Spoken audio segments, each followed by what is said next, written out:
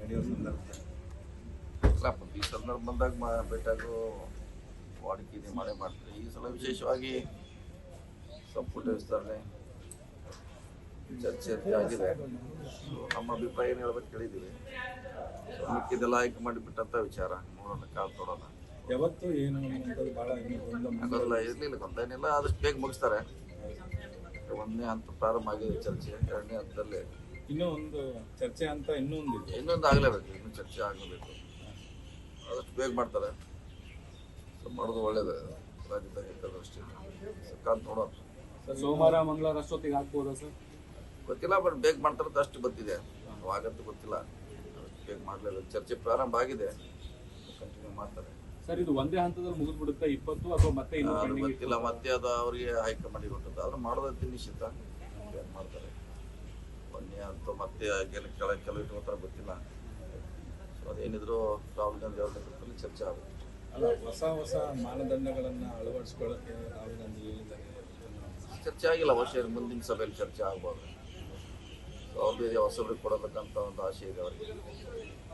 ಉಳಿದ್ರಿಂದ ಒಳ್ಳೇದು, ಯಾಕಂದ್ರೆ ಹೊಸ ಲೀಡರ್ಶಿಪ್ ಬರುತ್ತೆ. ಸೊ ಪಾರ್ಟಿಗೆ ಅಸೆಟ್ ಆಗ್ತಾರೆ.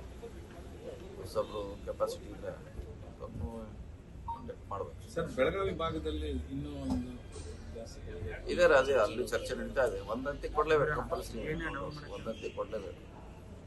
ಸೊ ಎರಡನೇದು ಅದು ಹೈಕಮಾಂಡ್ ಬಿಟ್ಟು ಚರ್ಚೆ.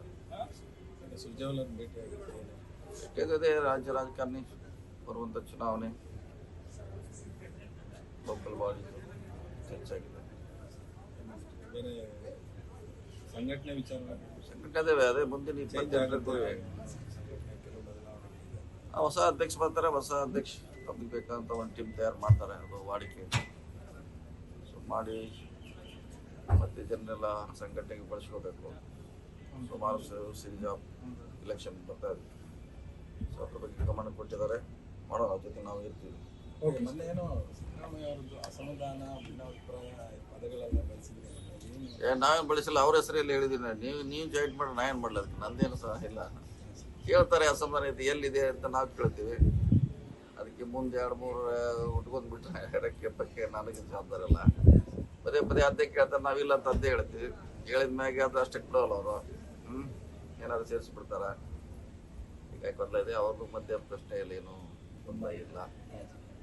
ಮುಂಚೆನೇ ಹಂಗೆ ಇದೆ, ಈಗ ಹಂಗೆ ಇರ್ತದೆ, ಪ್ರಶ್ನೆ ಇಲ್ಲ. ಸೊ ಈ ಮಧ್ಯೆ ಯಾರೋ ಹೇಳೋರು ಹುಟ್ಕೊಂಡಿದ್ದಾರೆ ಹೊಸಬ್ರು. ಅದೇನೋ ಲಾಭ ಪಡಿಲಿಕ್ಕೋ ಅಥವಾ ಏನು ಮಾಡಲಿಕ್ಕೆ ಗೊತ್ತಾಗ್ತಾ ಇಲ್ಲ. ಸೊ ನೋಡು, ಯಾವುದೋ ಒಂದು ಶಕ್ತಿ ಹುಟ್ಟಿದೆ. ಅದೇನಿದೆ, ಭಾಳ ಜನ ಉಳಿಯೋಲ್ಲ ಜನರಲ್ಲಿ.